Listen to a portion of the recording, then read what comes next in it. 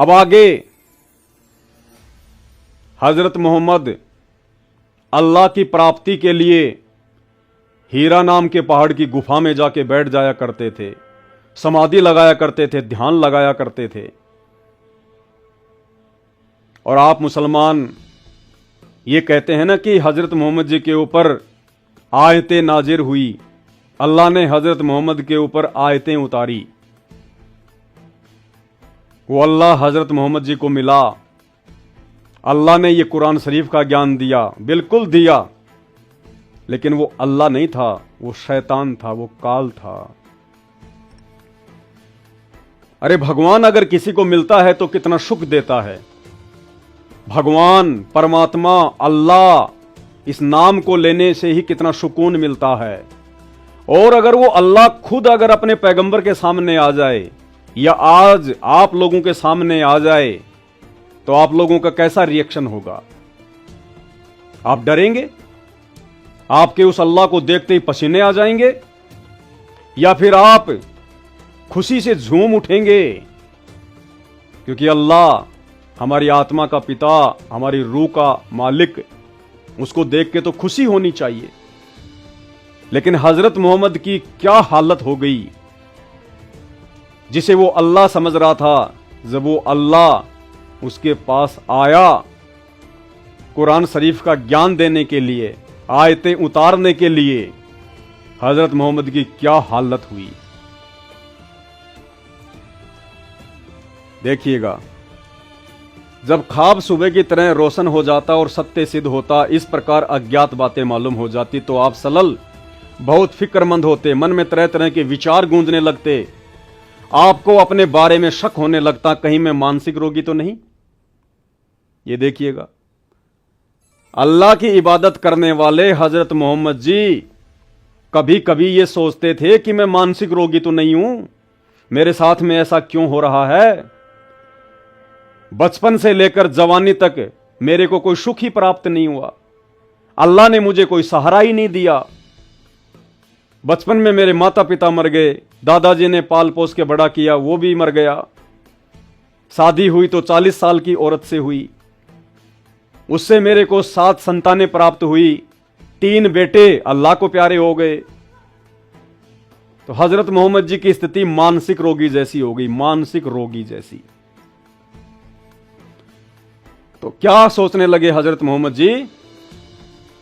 आपको अपने बारे में शक होने लगता, कहीं मैं मानसिक रोगी तो नहीं, कहीं मुझ पर भूत प्रेतों का कोई असर तो नहीं।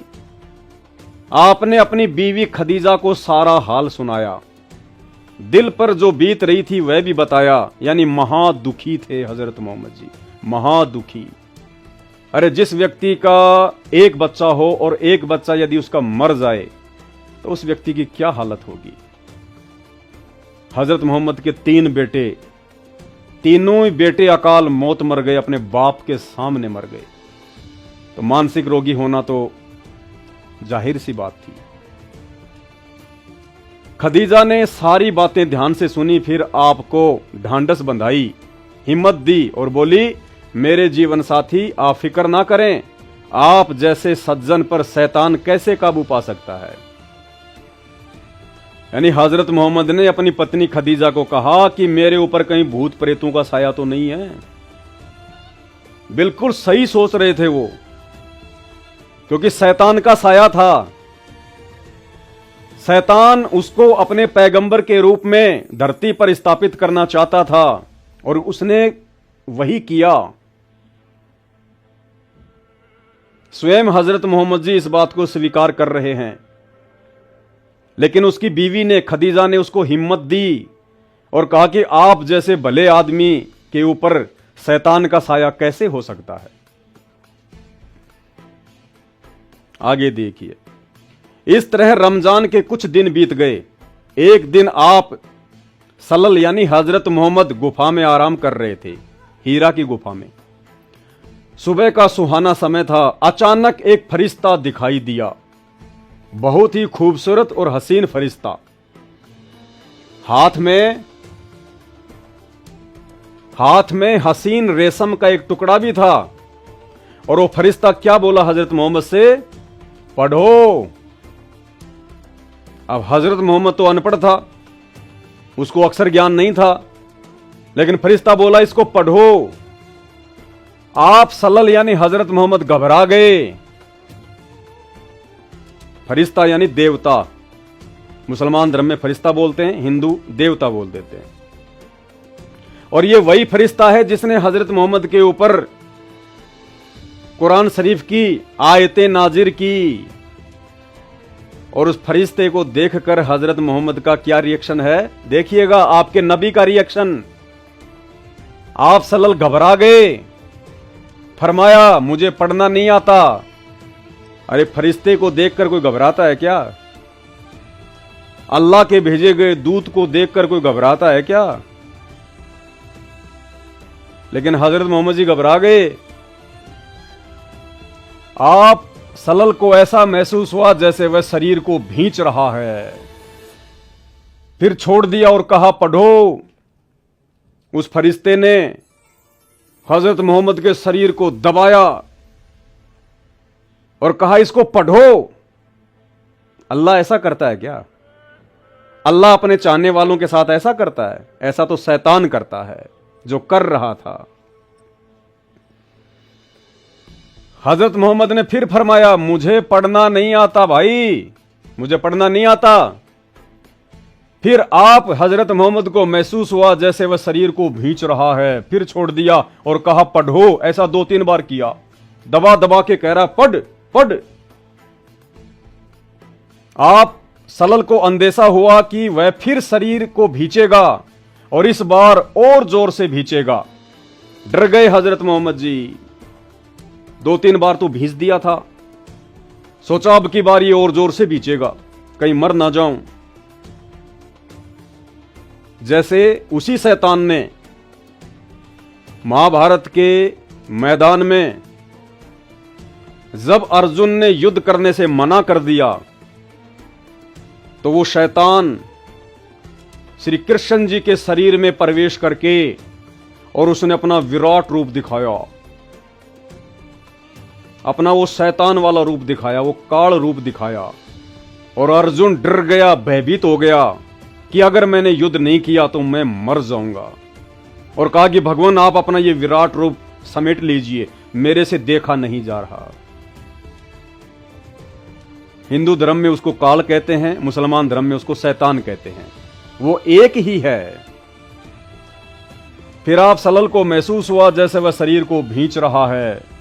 फिर छोड़ दिया और कहा पढ़ो। आप सल्लल्लाहु को अंदेशा हुआ वह फिर शरीर और भींचेगा और इस बार और जोर से भींचेगा। तो हजरत मोहम्मद ने डरते हुए कहा क्या पढ़ूं, क्या पढ़ना है?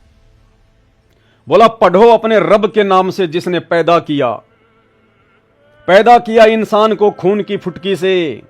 पढ़ो तुम्हारा मेहरबान रब ही है जिसने कलम से सिखाया इंसान को, वह कुछ सिखाया जो उसे मालूम न था।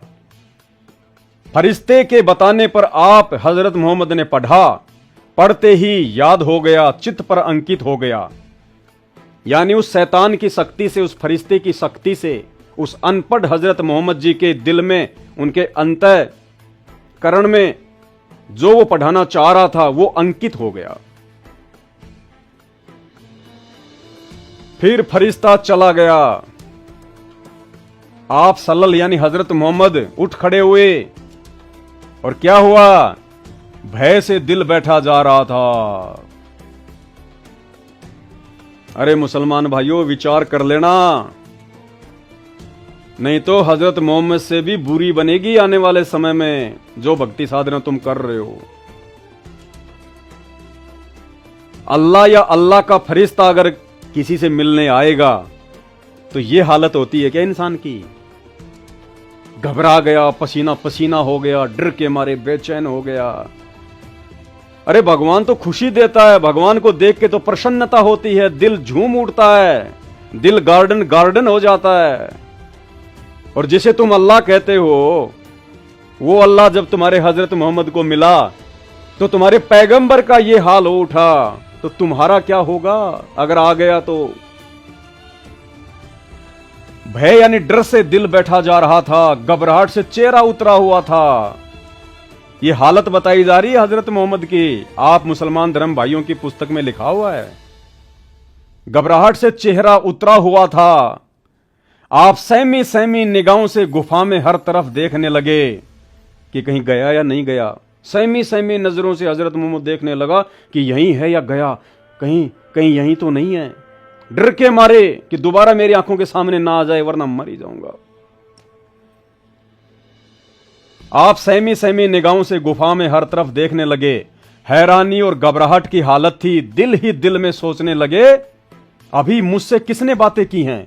कौन मुझे पढ़ाकर चला गया? पागलों जैसा रिएक्शन। अभी मुझसे किसने बातें की? कौन मुझे पढ़ा के चला गया? अरे अगर अल्लाह होता तो अल्लाह आराम से आता, प्यार से आता, प्रेम से आता कि बैठो हजरत मोहम्मद, मैं तुम्हारे लिए ऊपर से संदेशा लेके आया हूं। यह संदेशा तुम सभी मुसलमानों को बताना, सबका आत्म कल्याण होगा। आराम से उसको पढ़ाता। नहीं पढ़ना आता तो परमात्मा तो 1 सेकंड में बुद्धि दे दे, 1 सेकंड में परमात्मा अक्षर ज्ञान दे दे, 1 सेकंड में आराम से उसको ज्ञान देता, उसको समझाता, प्रेम से बातें करता, खुशी खुशी वार्तालाप होती। लेकिन यहां देखो क्या हाल हो गया हजरत मोहम्मद का। फिर तेजी से गुफा से बाहर आए, डर के मारे तेजी से गुफा से बाहर आए। अब आप हजरत मोहम्मद पहाड़ की घाटियों से गुजरने लगे।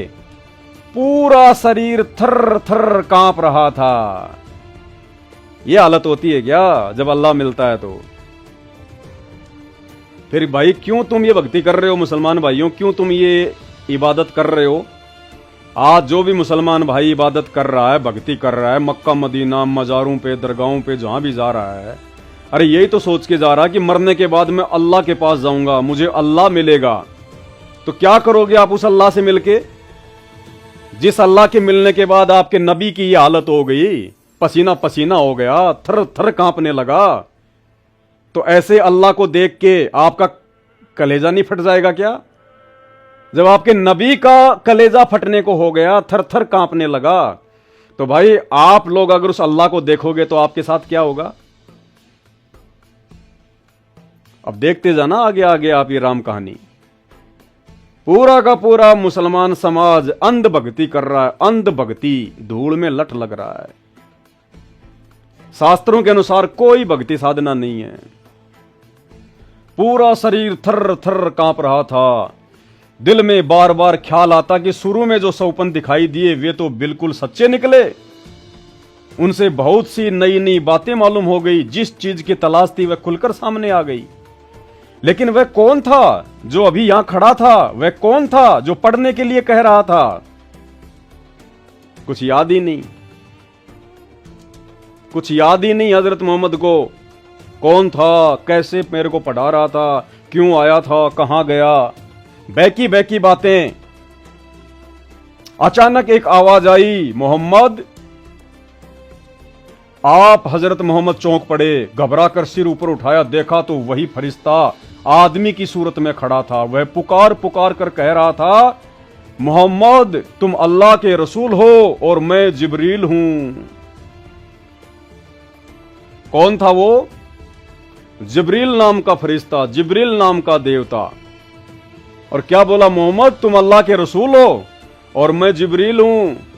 आप हजरत मोहम्मद की घबराहट और बढ़ी। ये लो जी, आदमी की सूरत में वो फरिश्ता फिर से आ गया और हजरत मोहम्मद से क्या कह रहा है कि मोहम्मद तुम अल्लाह के रसूल हो और मैं जिब्रील हूं। ये तो अच्छी बात थी। अरे कोई व्यक्ति आपके सामने अचानक से प्रकट हो जाए और आपको कहे कि आप अल्लाह के रसूल हो, आप अल्लाह के नबी हो, तो आपको घबराहट होगी, आपको खुशी होगी कि अल्लाह ने मुझे मीडिएटर बनाया है, अल्लाह ने मुझे रसूल बनाया है। रसूलों को पूरी दुनिया पूजती है, पूरा मुसलमान पूजता है। अल्लाह ने मुझे रसूल बनाया है। आप खुश होंगे या फिर थर थर कांपेंगे? तो जिब्रील ने कहा कि मोहम्मद तुम अल्लाह के रसूल हो और मैं जिब्रील हूं।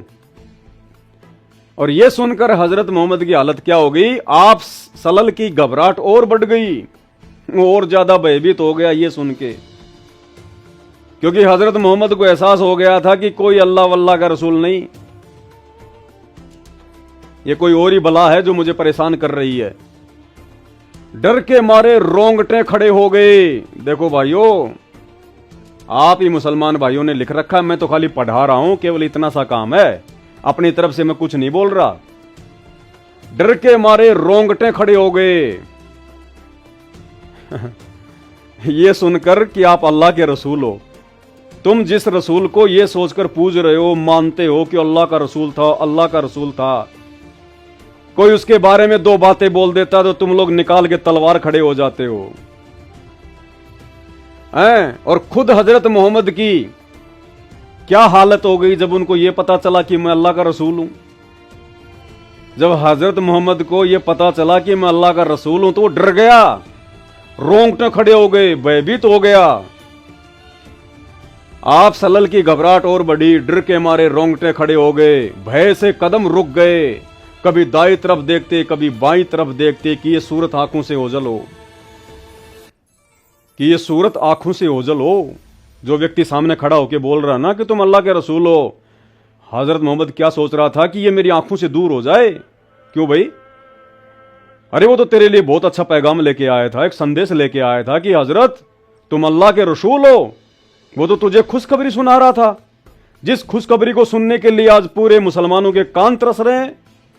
और हजरत मोहम्मद उसी खुशी वाली बात को सुन के डर रहा है, भयभीत हो रहा है और सोच रहा है कि यह व्यक्ति मेरी आंखों से दूर हो जाए। ये देखना, तुम्हारी पुस्तकों में लिखा हुआ सच्चाई। यानी हजरत मोहम्मद को अल्लाह नहीं मिला। अरे अल्लाह की सूरत तो बहुत सुहानी है, और यदि उस अल्लाह का कोई पैगंबर, कोई फरिश्ता, कोई देवता यदि नीचे आएगा तो वो भी उस अल्लाह के जैसा होगा, उसी के गुणों से युक्त होगा। वो तो परम शांति प्रदान करेगा, हृदय में शीतलता प्रदान करेगा, डर और भय पैदा नहीं करता अल्लाह का फरिश्ता। वो शैतान था जो जिब्रील के माध्यम से हजरत मोहम्मद को जबरदस्ती वो कुरान शरीफ की आयतें उसके ऊपर उतार रहा था। डर गया बेचारा हजरत मोहम्मद, लेकिन जिधर देखते वही दिखाई देता, जिधर मुंह करते वही मौजूद होता। आगे बढ़े या पीछे हटें, नजरें नीची करें या ऊपर उठाएं, हर तरफ और हर जगह वही फरिश्ता दिखाई देता। डर गया बेचारा। देर, बहुत देर हो गई। आप हजरत मोहम्मद इसी प्रकार थर थर कांपते रहे और ना जाने क्या क्या सोचते रहे।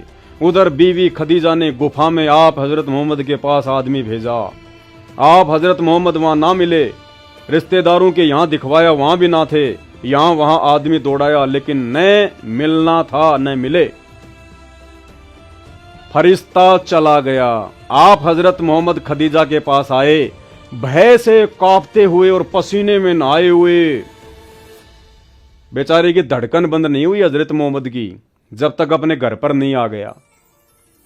थर थर कांप रहा, रोंगटे खड़े हो रहे, पसीना टपक रहा। ये अल्लाह के दर्शनों से ऐसा होता है क्या? है? अरे कौन देखना चाहेगा उस अल्लाह की शकल? कौन देखना चाहेगा उस अल्लाह के फरिश्तों की शकल जब वो इतना डरावना है, इतना डर पैदा कर देता है, इतना भय पैदा करता है? तो विचार कर लेना, वो अल्लाह नहीं था, वो जबरील नाम का फरिश्ता था, वो स्वयं शैतान था, शैतान। अल्लाह तो मिले थे हजरत मोहम्मद को, साक्षात आके मिले थे। कौन है वो अल्लाह जो हजरत मोहम्मद को मिला था, अपना ज्ञान दिया था, हजरत मोहम्मद को अपने साथ अपने सतलोक लेके गया था? लेकिन हजरत मोहम्मद अपनी नादानी से वहां नहीं रहा। उसने अल्लाह को ठुकरा दिया और शैतान की इबादत में लगा रहा, और पूरे मुसलमान को शैतान की इबादत पे लगा दिया। ये पूरी जानकारी आपको संत रामपाल जी के सत्संगों में सुनने को मिलेगी। यूट्यूब पर जाकर सर्च करें, सृष्टि रचना संत रामपाल जी भगवान। फरिश्ता चला गया। आप सल्लल्लाहु खदीजा के पास आए, भय से कांपते हुए और पसीने में नहाए हुए। आते ही फरमाया, क्या बोले? मुझे कुछ उड़ा दो, कुछ उड़ा दो। तुरंत बीवी खदीजा ने चादर उड़ा दी। आप हजरत मोहम्मद की यह हालत देखकर वो बहुत घबराई। दिल में तरह तरह के अंदेशे उमड़ने लगे। क्या आपकी तबीयत खराब हो गई? क्या आपको जाड़ा बुखार आ गया है? क्या कोई मुसीबत आन पड़ी है? जब मन कुछ शांत हुआ, भय कुछ दूर हुआ, शरीर की कपकपी में कमी हुई, तो बीवी खदीजा ने पूछा, आप थे कहां? और आपको हुआ क्या? आप सलल ने उसकी तरफ देखा, ऐसा महसूस हो रहा था जैसे आप बेबस होकर रह गए हैं, मानो मुसीबतों का पहाड़ टूट पड़ा हो। बेचारा इतना डर के मारे घर पे आने के बाद भी, उस शैतान के फरिश्ते जबरील की शक्ल देखने के बाद, जिस प्रकार उसने जबरदस्ती कहा पढ़ो पढ़ो बीच बीच के। अरे स्कूल में बच्चे पढ़ने के लिए जाते हैं, अब बच्चे स्कूल जाते ही तो सारा ज्ञान सीख नहीं जाते। तो जिस दिन बच्चे स्कूल जाते हैं, जिस दिन उनको कुछ भी ज्ञान नहीं होता है, तो क्या टीचर बच्चों को भींच भींच के कहता है कि पढ़ पढ़, सामने बोर्ड पे क्या लिखा हुआ, पढ़ सामने बोर्ड पे क्या लिखा हुआ है। तो बच्चे की हालत क्या हो जाएगी? जो पहले दिन स्कूल गया, जिसको ना ए फॉर एप्पल का पता, ना आ से आम का पता, और वो टीचर उसको भींच भींच के कहेगी पढ़ पढ़ सामने क्या लिखा हुआ, कहां से पढ़ेगा बेचारा? डरेगा, रोंगटे खड़े होंगे उसके, कांपेगा बेचारा, दूसरे दिन स्कूल नहीं आएगा, घर पे उसके जाड़ा चढ़ जाएगा जाते ही। वो ही हाल हजरत मोहम्मद जी का हो गया। अगर वो अल्लाह था, परमात्मा था, खुदा था, तो खुदा में तो इतनी शक्ति होती है, वो तो अनपढ़ को भी ज्ञान दे देता है सेकंडों में, और कह देता कि मोहम्मद पढ़ ये कुरान, इसको याद कर और मुसलमानों को बता। लेकिन वो शैतान था भाई, भीच भीच के पढ़ा रहा, भीच भीच के पढ़ा रहा कि पढ़ पढ़, मानो मुसीबतों का पहाड़ टूट पड़ा हो। फरमाया, क्या फरमाया फिर हजरत मोहम्मद ने? खदीजा मैं तुम्हें क्या बताऊं कि मुझे क्या हुआ। फिर जो कुछ देखा था वह बयान किया। बीबी खदीजा थी बहुत समझदार, ये बातें सुनकर जरा भी न घबराई, क्योंकि वो भींच भींच तो हजरत मोहम्मद के साथ हो रही थी, खदीजा के साथ हो रही हुई थी। अगर खदीजा के साथ में होती तो उसकी भी ये हालत हो जाती। तो लेखक क्या कह रहा है कि खदीजा को घबराहट नहीं हुई, उन्होंने आप सलल को बहुत ही इज्जत की नजर से देखा, उनके चेहरे पर यकीन और इत्मीनान की मुस्कुराहट थी। फिर आप सलल को इत्मीनान दिलाया और क्या बोली? आप सलल के दिल में एक गम था, जहां जाते उस गम को लिए जाते। परेशानी में कभी ये ख्याल भी होता किसी पहाड़ पर से गिरकर खुद को हलाल कर लें। ये लो जी, आप मुसलमानों के अनुसार हजरत मोहम्मद को वो अल्लाह का फरिश्ता जिब्रील मिलने के बाद भी जो कुरान का ज्ञान आज आप मुसलमान धर्म के फॉलोअर पढ़ रहे हैं, जबरील नाम के फरिश्ते के माध्यम से हजरत मोहम्मद को वो ज्ञान मिलने के बाद भी हजरत मोहम्मद की क्या हालत थी कि मैं आत्महत्या कर लूं, आत्महत्या, किसी पहाड़ से नीचे गिर के मर जाऊं मैं। क्या जीवन है ये, कोई सुख नहीं, कोई शांति नहीं। अल्लाह मिलने के बाद हजरत मोहम्मद की यह हालत थी। तो काहे का अल्लाह था भाई वो? अरे अल्लाह आज मुझे मिला है, मेरे जैसे लाखों भक्तों को मिला है, संत रामपाल जी के रूप में अल्लाह मिला है। उनके सत्संग सुनकर देखो, उनकी शरण में आकर देखो, अल्लाह कितना सुकून देता है, अल्लाह कैसे कैसे बिगड़े हुए काम बनाता है, अल्लाह नीचे गिरे हुए इंसान को ऊपर उठाता है, अल्लाह अपने सीने से लगाता है। वो अल्लाह सतगुरु रामपाल जी भगवान जिसने लाखों को जीवन दान दिया है, बांझ को पुत्र दिए हैं, निर्धन को माया दी है, रोगी को स्वस्थ शरीर दिए हैं, जिन्हें सादे रोगों को पीजीआई, एम्स, अपोलो जैसी हॉस्पिटलें डिक्लाइन कर चुकी थी कि हमारे पास कोई इलाज नहीं है, मरना शेष है आपका। आज वो घोड़े की तरह दौड़ रहे हैं संत रामपाल जी से उपदेश लेने के बाद। ये है अल्लाह, ये काम करता है अल्लाह। अल्लाह बिगड़े हुए काम बनाता है, अल्लाह आत्महत्या करने की सोचने वालों को नया जीवन देता है। और यहां हजरत मोहम्मद जी को आप लोगों के अनुसार अल्लाह मिलने के बाद भी, अल्लाह का फरिश्ता मिलने के बाद भी, कुरान शरीफ का ज्ञान मिलने के बाद भी वो आत्महत्या करने की सोच रहा है, मरने की सोच रहा है। कौन सोचेगा मरने की? महादुखी इंसान, महादुखी। भाई और बहनों, आपका सौभाग्य है, आपको ये सच्चाई देखने और सुनने को मिल रही है। अगर जरा भी समझ रखते हो, जरा भी समझ, तो उस अल्लाह अकबर सतगुरु रामपाल जी के सत्संग सुनना शुरू कर देना यूट्यूब पर। परेशानी में कभी ये ख्याल भी होता किसी पहाड़ पर से गिरकर खुद को हलाक कर लें, इस तरह गम से छुटकारा मिल जाएगा। अरे भगवान मिलने के बाद तो जीवन में नई उमंग आनी चाहिए कि भक्ति करेंगे, दुनिया को समझाएंगे, परमात्मा की गुणगान करेंगे, परमात्मा की महिमा करेंगे, अल्लाह के नाम को जन जन तक पहुंचाएंगे। एक नई खुशी आदमी के चेहरे पर आ जाती है, मरा हुआ आदमी जिंदा हो जाता है। और यहां हजरत मोहम्मद जी आत्महत्या का उपाय सोच रहे हैं कि मैं मर जाऊं, पहाड़ से गिरकर मर जाऊं, इस जीवन से अच्छा तो आत्महत्या कर लूं। तो उसको अल्लाह नहीं मिला था, उसको शैतान मिला था। गलती से हजरत मोहम्मद ने उसे अपना अल्लाह समझ लिया और गलती से आज का मुसलमान उसे अल्लाह समझ रहा है। इससे अंदाजा लगाया जा सकता है कि आपका दिल कितना बेचैन और गम से परेशान रहा होगा। खुद लेखक लिख रहा है कि हजरत मोहम्मद की क्या हालत रही होगी। आप सलल के दिल पर कैसी चोट थी, मन में कितनी चुभन थी, दिमाग पर कितना बोझ था, वह का रुक जाना आपके लिए कितना असहनीय था। शायद रब ने मुझे छोड़ दिया। हजरत मोहम्मद जी सोच रहे हैं कि शायद अल्लाह ने मेरे को छोड़ दिया। यह विचार कर चूमता हुआ तीर था। एक दिन आप सलल कहीं से गुजर रहे थे, अचानक आकाश से आवाज आई। सिर उठाकर देखा तो वही फरिश्ता, वही जबरील जो कभी हीरा की गुफा में आया था, आकाश में कुर्सी पर बैठा था। हजरत मोहम्मद को वो जबरील नाम का फरिश्ता आकाश में एक चेयर पर बैठा हुआ दिखाई दिया। फरिश्ते को देखते ही आप हजरत मोहम्मद हिलने लगे। हिल गया बेचारा हजरत मोहम्मद कि फिर से आफत आ गई, फिर से आ गया परेशान करने के लिए। हिलने लगे, कांपने लगे और लरजने लगे। पहली बार भी आपका शरीर कांप रहा था। कितनी जगह लिखा हुआ मेरे भाइयों, कितनी जगह लिखा हुआ है। क्या यह पढ़कर भी आपको यकीन नहीं होगा? क्या अल्लाह ऐसा होता है क्या? अल्लाह इतना भयंकर होता है क्या? अल्लाह का फरिश्ता ऐसा डरावना होता है क्या? अरे फिर क्यों जन्नत में जाने की सोच रहे हो आप लोग? मूर्ख हो फिर, क्योंकि जन्नत में अल्लाह के फरिश्ते फरिश्ते मिलेंगे वहां तो। और अल्लाह का फरिश्ता देख के हजरत मोहम्मद की यह हालत हो गई तो तुम क्या करोगे जन्नत में जाकर? तुम भी ऐसे भागते फिरोगे इधर उधर डर के मारे।